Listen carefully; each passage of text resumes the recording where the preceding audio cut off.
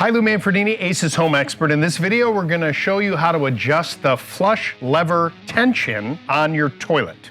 Okay, if you notice when you go to flush the toilet, like there's a little bit of a jiggle in the handle, like it's almost loose before the toilet actually flushes, or you go to grab it and it's really kind of tight, and the minute you touch it, it starts flushing right away. Chances are the chain that's connected to the arm inside the tank is not correctly set. And so here's a couple of rules of thumb. You take the lid off the top of the toilet tank and you'll see that chain connected to the flapper. That flapper lifts up, and when you do that, the toilet flushes.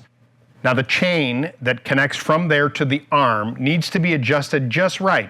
There needs to be enough slack so that when the flapper closes, it can freely seat itself on the opening of what's called the flush valve.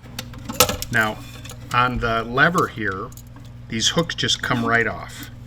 And you're going to take that off. So this hook right here, I'm going to take a few more links and bring the hook up higher so the chain has a little bit of slack when the lever is all the way down. Then I'm going to put this in the middle hole as a test. Now even that, see, I made it a little bit longer, but I want a little more slack than that. That's a little too tight as well. That's what I mentioned. You're going to have to play around with this a little bit more. So now I'm going to go 2 more lengths to get it right. That's what I want right there. See that where there's a little bit of jiggle and that chain is sort of hanging there? That way when you go to flush it, it comes up. This lever isn't going to hit the top of the lid of the tank. And then when you go down, it has enough slack so that the flapper can seal on the bottom of the flush valve.